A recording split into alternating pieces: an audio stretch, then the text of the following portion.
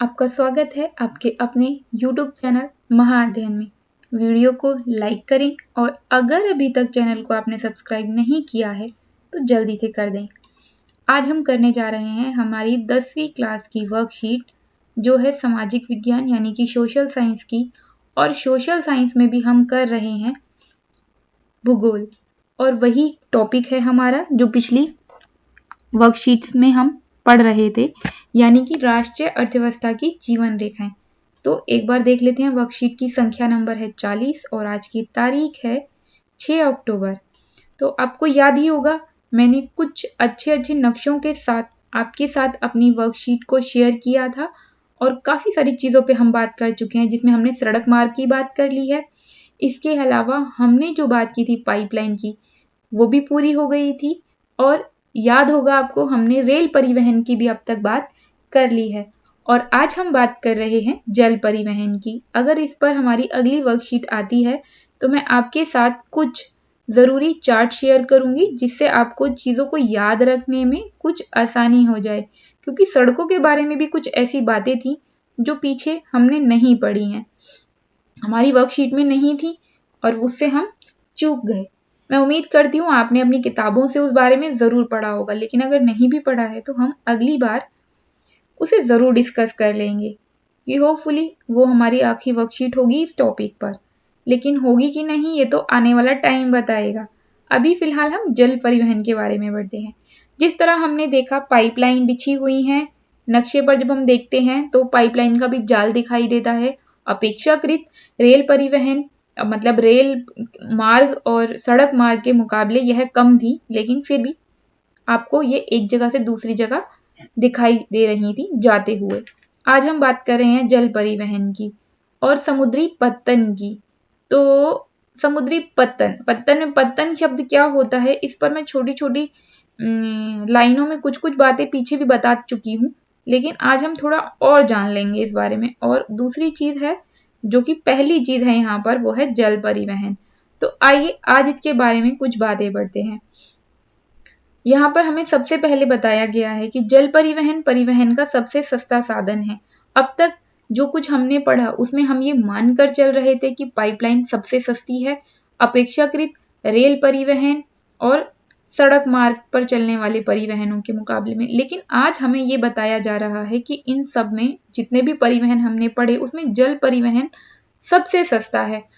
क्योंकि पाइपलाइन का तो आपको याद ही होगा कि पाइपलाइन को बिछाने का खर्चा आता है और काफी ज्यादा खर्चा आता है। उसके बाद उसकी लागत जो है ना की बराबर होती है, लेकिन उसे बिछाने का खर्चा है। लेकिन जब हम जल परिवहन की बात करते हैं तो जल में तो ना कोई सड़क बनाई जाती है, ना कोई रेल की पटरी और ना ही पाइपलाइन। हमें जो भी कुछ चलाना है यानी कि नाव या जहाज, वो हम पानी पर सीधा चला सकते हैं। यहां तक कि पानी का प्रयोग अपने इंजन को चलाने के लिए ऊर्जा के स्तर पर भी कर सकते हैं तकनीक के द्वारा। लेकिन इस तकनीक पर हम ज्यादा चर्चा नहीं करेंगे। अभी हम चर्चा करेंगे हमारी बताई हुई वर्कशीट की अन्य बातों पर। तो आइए आगे बढ़ते हैं। दूसरा पॉइंट जो महत्वपूर्ण है, यहाँ पर हमें 3 जल मार्गों के बारे में बताया गया है जो भारत में महत्वपूर्ण हैं, या भारत के महत्वपूर्ण 3 जल मार्गों की अगर बात करें हम, यहाँ पर पहला जो जल मार्ग हमें बताया गया है वो है हमारा हल्दिया से लेकर इलाहाबाद तक, और ये गंगा जल मार्ग मतलब गंगा नदी पर है ये, और इसकी कुल लंबाई है 1620 किलोमीटर।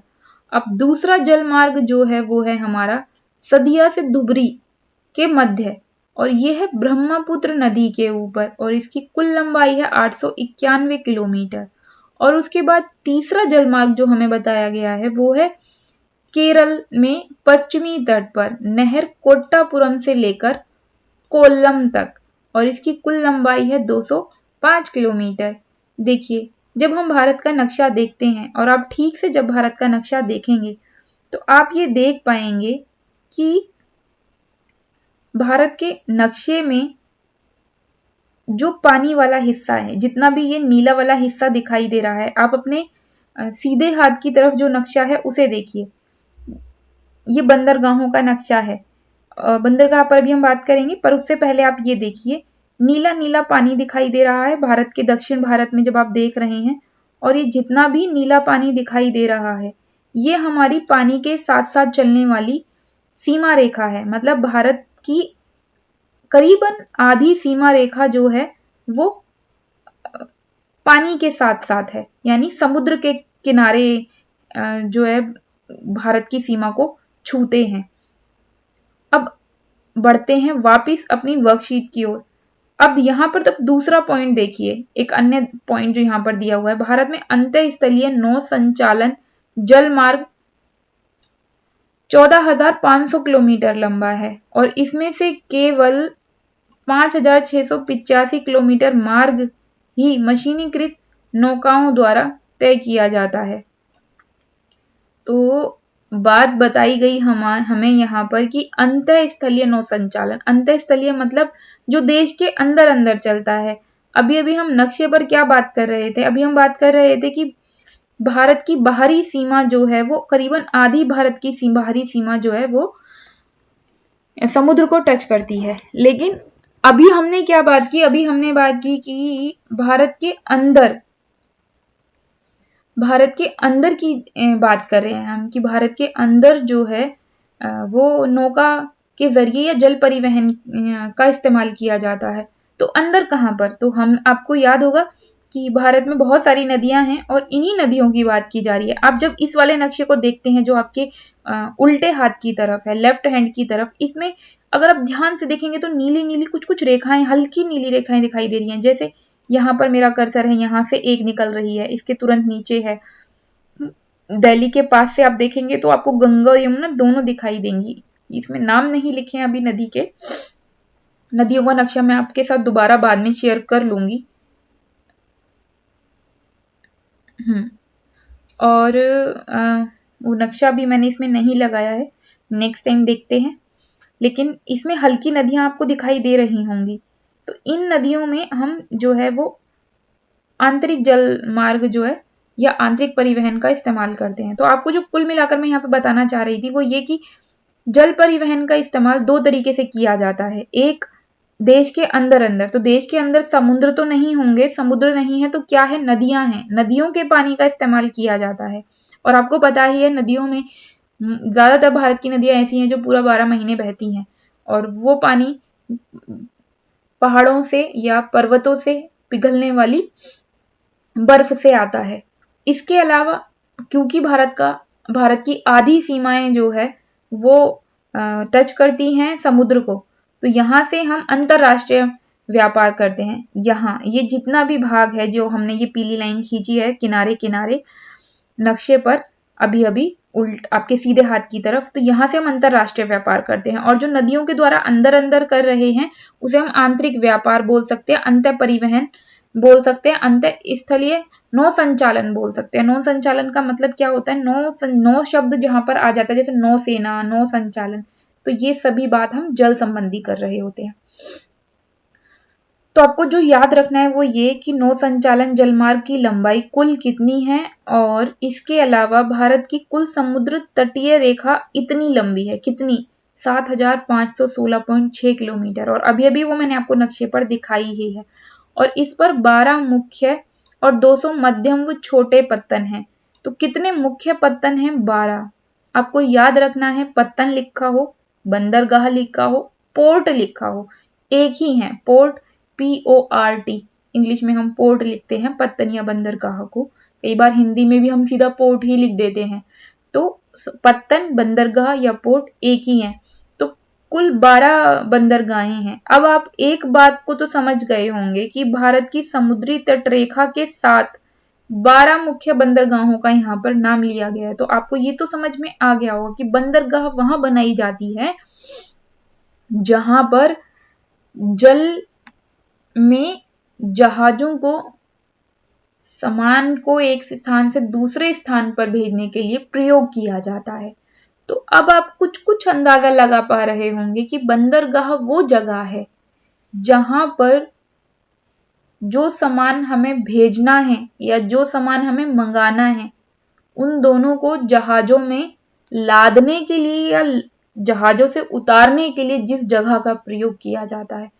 इस बारे में हम पहले चर्चा कर चुके हैं थोड़ी थोड़ी, एक बार हम और करते हैं कि ये ऐसी जगहें होती हैं जो मुख्य जलधारा से, जैसे समुद्र का जल जो है मुख्य जलधारा है, उसी से एक और जल थोड़ी जगह बनी हो, थोड़ी मतलब 100-200 गज जगह नहीं, काफी विस्तृत जगह होती है जहां पर बड़े बड़े जहाज खड़े हो सकते हैं, नावों के जरिए से बड़े जहाजों तक सामान जिसमें ले जाया जा सके। विस्तृत जल होता है लेकिन मुख्य जलधारा से टच करता है लेकिन अलग बना होता है। और ये जो जगह है यही जगह वो है जिसे हम बंदरगाह बोल रहे हैं। यहाँ पर सामान उतारा भी जाता है और यहाँ से सामान लादा भी जाता है। अगर इन जगहों की गहराई ज्यादा होती है तो बड़े जहाज किनारे तक यानी यहाँ तक आ सकते हैं, लेकिन अगर गहराई अधिक नहीं है तो बड़े जहाज किनारे तक नहीं आ सकते और छोटे जहाजों या नावों के जरिए से ही बड़े जहाजों तक सामान पहुंचाया जाता है। अब आगे बढ़ते हैं। यहाँ पर लिखा है कराची बंदरगाह की कमी को पूरा करने के लिए, मुंबई बंदरगाह पर दबाव को कम करने के लिए स्वतंत्रता के बाद पहले कांडला बंदरगाह को विकसित किया गया और यह एक ज्वारीय बंदरगाह है। ज्वार और भाटा आपने सुना होगा। चंद्रमा का घटना और चंद्रमा का बढ़ना, इसके अनुसार 15-15 दिन, आपको पता है 15 दिन चंद्रमा का साइज बड़ा होता है, फिर 15 दिन चंद्रमा का साइज कम होता है और फिर वो गायब हो जाता है। मतलब अमावस्या और पूर्णिमा 15-15 दिन के गैप पर आती हैं और इसी के अनुसार समुद्र का पानी 15 दिन तक लगातार बढ़ता है और लगातार फिर 15 दिन तक घटता है। तो इसे हम ज्वार भाटा के नाम से जानते हैं। तो ज्वारीय बंदरगाह कहा गया है इसे, कांडला को, जो इससे रिलेटेड है इसी पानी की परिस्थिति से। तो इसके बाद आगे बढ़ने से पहले मैं एक बार अगला पॉइंट भी हम देख लेते हैं। मुंबई सबसे बड़ा पोर्ट ब्लेयर सबसे छोटा बंदरगाह है। मतलब मुंबई जो है सबसे बड़ा बंदरगाह है हमारे पास जितने भी बंदरगाह मौजूद हैं, और सबसे छोटा बंदरगाह जो हम मुख्य बंदरगाहों की बात कर रहे हैं उनमें पोर्ट ब्लेयर सबसे छोटा है। और चेन्नई हमारे देश का प्राचीनतम कृत्रिम बंदरगाह है। मतलब बंदरगाह दो तरीके के होते हैं, एक तो कृत्रिम होते हैं और एक होते हैं प्राकृतिक। मतलब जो ऑलरेडी बने, प्रकृति से ऑलरेडी बने बनाए हमें मिले हैं, उसमें हमने कोई अलग से मशक्कत नहीं की। कृत्रिम वो होते हैं जो हम खुद मेहनत मशक्कत करके बनाते हैं, मतलब खोद कर उस जगह में विस्तृत जगह बनाना जहां पर पानी इकट्ठा हो सके, फिर उसकी खुदाई भी करना ताकि बड़े जहाज किनारे तक आने में सक्षम हो सके, या बड़ी नाव जो वहां से सामान को ले जा सकें वो वहां तक आ सकें। तो वो कृत्रिम हो गई जिसमें हमने मेहनत मशक्कत करके उस जगह को तैयार किया। तो प्राकृतिक भी हैं बंदरगाहें और कृत्रिम भी हैं। तो कृत्रिम बंदरगाहों में हमें प्राचीनतम सबसे पुरानी बंदरगाह कौन सी है? चेन्नई बंदरगाह। और व्यापार की मात्रा एवं लादे गए सामान के संदर्भ में मुंबई के बाद इसका दूसरा स्थान आता है। अब आपको समझ में आ ही गया होगा कि सबसे बड़ी बंदरगाह या सबसे ज्यादा जिस पर बोझ है वो है मुंबई की बंदरगाह, जिससे सबसे ज्यादा मतलब व्यापार किया जाता है जिस बंदरगाह के जरिए से। और उसके बाद दूसरे नंबर की बंदरगाह है हमारी चेन्नई बंदरगाह। तो अब मैं आपको बंदरगाह दिखा देती हूँ एक बार नक्शे पर, फिर हम आगे बढ़ेंगे। यहाँ पर देखिए बंदरगाहें दी गई हैं। सबसे पहले आप यहाँ देख पा रहे हैं कांडला लिखा हुआ है, फिर मुंबई, जवाहरलाल नेहरू जिसे हम नेहावा शेवा भी कहते हैं, फिर पणजी, मार्मागोआ, मंगलोर, कोच्चि, तूतीकोरन, चेन्नई, विशाखापट्टनम, प्रायद्वीप और हल्दिया, जहां पर कोलकाता भी आप उन्हें लिखा हुआ देख ही रहे हैं, यहाँ पर हल्दिया दिखाई दे रहा है। अब मैं आपको एक महत्वपूर्ण बात बता दूं कि जो हल्दिया बंदरगाह है, यहाँ पर हमारी जो नदी है वो समुद्र को मिलती है। आप जानते ही हैं यहाँ पे गंगा नदी जो है वो सागर से मिलती है या समुद्र में गिरती है। पिछली से वर्कशीट में हमने सुंदरवन डेल्टा वगैरह के बारे में पढ़ा था। आपके साथ नहीं, वो तो शायद हमने 9th में पढ़ा है अभी। खैर आपको ये तो पता ही होगा कि यहाँ पर सुंदरवन डेल्टा वगैरह की हम जब बात करते हैं तो हल्दिया बंदरगाह जो है ये नदी पर या नदी के पानी पर है। मतलब जैसे हमने सारी बंदरगाहों की बात की तो समुद्र की बात कर रहे हैं, ये समुद्र पर बनी हुई बंदरगाहें हैं, समुद्र के पानी से रिलेटेड बंदरगाहें। लेकिन हल्दिया बंदरगाह एक ऐसी बंदरगाह है जो नदी के पानी से रिलेट करती है। और मैं आपको एक और नक्शा दिखा देती हूँ जिसमें आपकी बंदरगाहें थोड़ी और अच्छे से दिखाई दे जाएं। ये देखिए बिंदुओं के साथ कांडला, वादीनार, मुंबई, न्यावा शेवा जिसके भी हमने बात की, जिसे हम जवाहरलाल नेहरू के नाम से भी जानते हैं। फिर मारमागोआ जो भी हमने देखा, मंगलोर, कोचीन, तूतीकोरन, चेन्नई, इन्नौर, विशाखापट्टनम, प्रदीप, हल्दिया, कोलकाता। सारे नाम हमने अभी अभी पढ़े थे और मैंने यहाँ पर आपको थोड़ा बड़ा करके दिखा दिया है। मैं उम्मीद करती हूँ आपको याद नहीं भी हुए हों तो भी आपको कम से कम इतना तो याद रहेगा कि हाँ इस नाम की कोई बंदरगाह है, क्योंकि अब हमने 2-3 बार पढ़ लिया है इसे। हो सके तो मेरे प्यारे बच्चों ये 12-13 ही नाम हैं, एक तरफ से कांदला से शुरू करके और यहाँ कोलकाता तक याद कर लेना, क्योंकि ये चीजें भविष्य में बहुत काम आती हैं। और जब आपको नक्शे मिल ही रहे हैं, मैं आपको इतने प्यार से समझा रही हूँ, दिखा रही हूँ, तो सिर्फ ये सोचकर कि मेरे प्यारे बच्चों को ये सब समझ में आ जाएगा और उसे याद कर लेंगे। प्लीज याद कर लेना, 12 ही तो नाम है और आप मेरे इंटेलिजेंट बच्चे हैं, 2-3 बार पढ़ेंगे तो फट से याद हो जाएंगे। अब बढ़ते हैं वापिस अपनी वर्कशीट पर आ जाते हैं। यहाँ पर लिखा है कि केंद्रीय आंतरिक जल परिवहन निगम की स्थापना 1967 में कोलकाता में की गई थी। किसकी स्थापना की गई थी? आंतरिक जल परिवहन निगम की, मतलब जिनको हम अंदर नदियों के द्वारा हम जो जल परिवहन चला रहे हैं, उसकी स्थापना कोलकाता में की गई थी 1967 में। और मैंने अभी आपको बताया ना हल्दिया के बारे में, कोलकाता पश्चिमी बंगाल की राजधानी है और हल्दिया पश्चिमी बंगाल में ही है, आपको इस बात को ध्यान में रखना है। Inland waterways authority of India की स्थापना शिपिंग एवं समुद्री आवागमन के उद्देश्यों को पूरा करने के लिए 1986 में की गई। तो आपको ये भी याद रखना है, शिपिंग मतलब वही जो हम बात करें ना, शिप मतलब जहाज और समुद्री आवागमन के उद्देश्यों को, शिपिंग मतलब जहाज के जरिए से सामान को भेजना और समुद्री आवागमन भी वही है। नाम याद रखिए, inland waterways authority of India की स्थापना 1986 में की गई थी।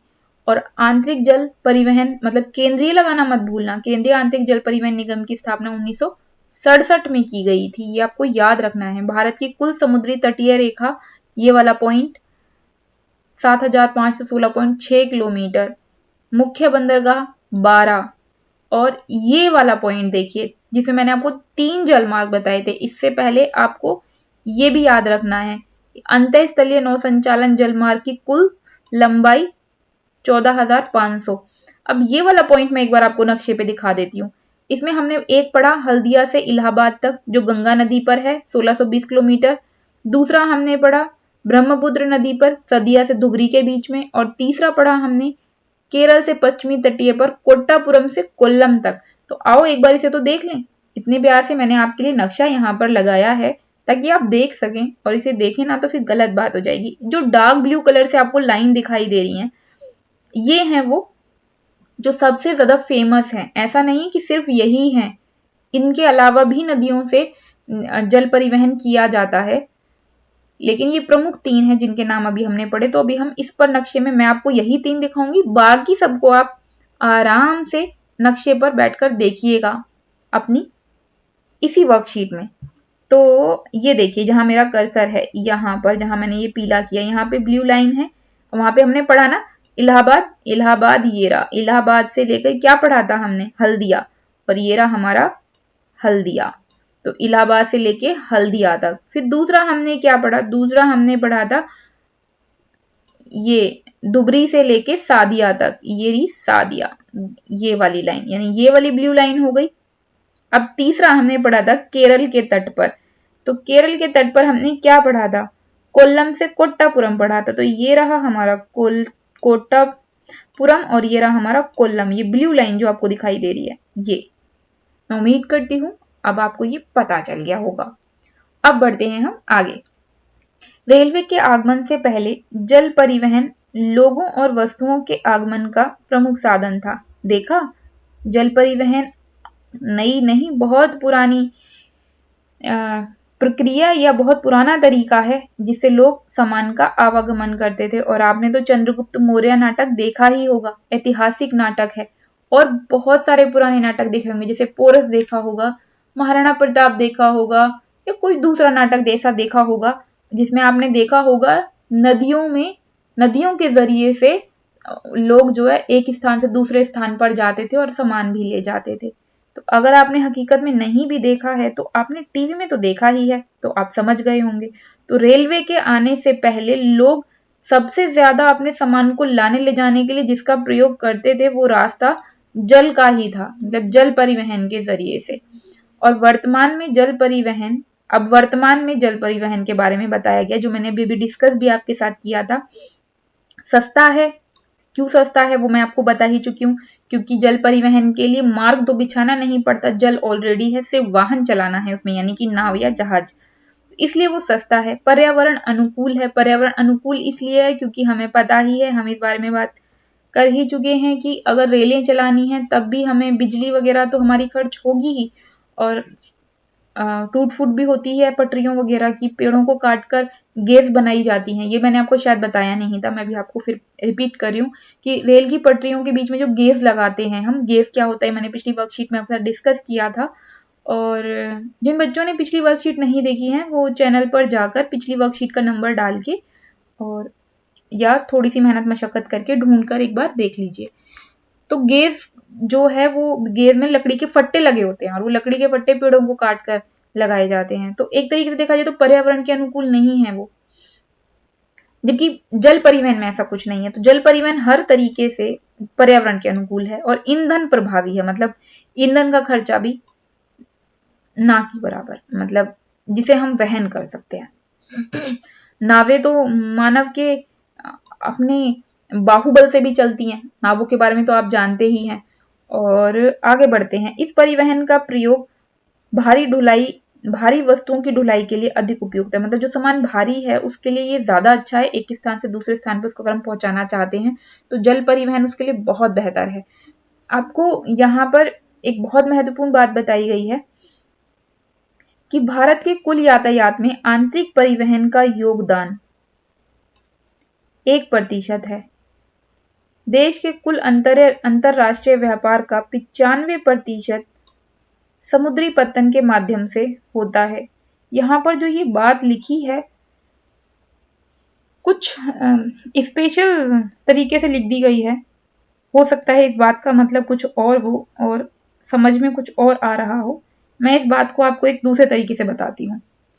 जल परिवहन के जरिए से कई बार मिस प्रिंट भी हो जाता है, क्योंकि हो सकता है यहाँ पे मिस प्रिंट भी हुआ हो, पर आप इन लाइनों को पढ़कर याद कर लीजिएगा, जो मैं बता रही हूँ उसे भी याद रखिएगा।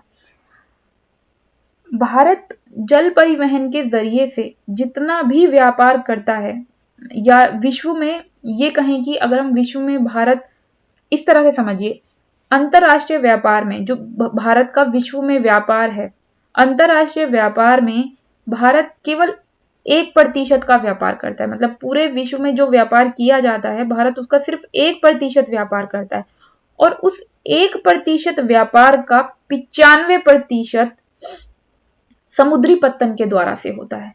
मतलब ये कि हम जितना भी टोटल व्यापार करते हैं उसमें से 95% व्यापार जो दूसरे देशों के साथ हमारा होता है वो समुद्री मार्ग के द्वारा होता है या समुद्री पत्तनों के द्वारा से होता है, जल मार्ग के द्वारा से होता है, समुद्री जल मार्ग के द्वारा से होता है। मैं अपनी बात को फिर से रिपीट करती हूँ कि हम यानी कि भारत अंतरराष्ट्रीय व्यापार जितना भी अंतरराष्ट्रीय व्यापार करता है उस अंतरराष्ट्रीय व्यापार का 95% व्यापार हमारा जो है वो समुद्री जल मार्ग के जरिए से होता है, बाकी 5% अन्य जरियों से होता है।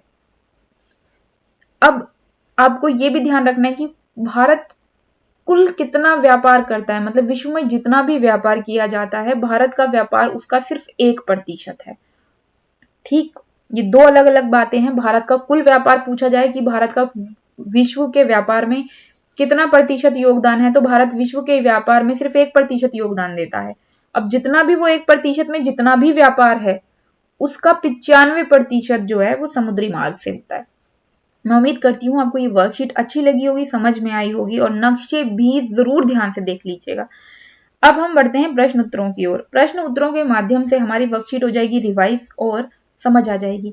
प्रश्न उत्तरों पर बढ़ने से पहले मेरी सभी बच्चों से एक रिक्वेस्ट है कि जो बच्चे सिर्फ प्रश्न उत्तर निकालकर उन्हें लिख लेने में विश्वास रखते हैं, बच्चों अब आप बड़े हो गए हैं और आपको बहुत सारी बातें पता होनी चाहिए। अगर आपसे कोई पूछे कि क्या आपको ये पता है और आपको ये कहना पड़े नहीं हमें नहीं पता, तो काफ़ी उस वक्त शेम फील होती है। तो ऐसी स्थिति ना पैदा हो। इतनी इंटरेस्टिंग वर्कशीट्स हैं, मैं आपके साथ साझा कर रही हूँ ताकि आपको मज़ा आए, अच्छी लगे और समझ में आ जाए। तो प्लीज़ एक बार पूरी वर्कशीट देख लेना, बहुत अच्छी अच्छी बातें आपको इसमें पता चलेंगी। और भूगोल तो वैसे भी बहुत इंटरेस्टिंग होती है। अब बढ़ते हैं हम पहले सवाल की ओर, क्योंकि हमने एक बार रिवीजन कर लिया तो हमें हमेशा के लिए सब कुछ याद हो जाएगा। जल परिवहन के प्रमुख साधन बताने हैं। तो जल परिवहन के प्रमुख साधन हैं नदी और समुद्र। मतलब जल परिवहन को किस किस माध्यम से किया जाता है, तो नदी के माध्यम से किया जाता है और समुद्र के माध्यम से किया जाता है, नाव और जहाजों के द्वारा। जो पूछा जाए आप उसका उत्तर दे दीजिएगा। अब दूसरा प्रश्न उन्होंने पूछा, जल परिवहन अन्य परिवहन की तुलना में सस्ता क्यों है? तो इसके दो कारण हैं, मैं आपको बता ही चुकी हूँ कि जल परिवहन अन्य परिवहन की तुलना में सस्ता इसलिए है क्योंकि जल परिवहन में परिवहन मार्ग नहीं बनाना पड़ता। जैसे सड़क बनानी पड़ती है बस ट्रक सबको चलाने के लिए, रेल को चलाने के लिए रेल की पटरी बनानी पड़ती है, तो पटरी मार्ग हुई, सड़क मार्ग हुई।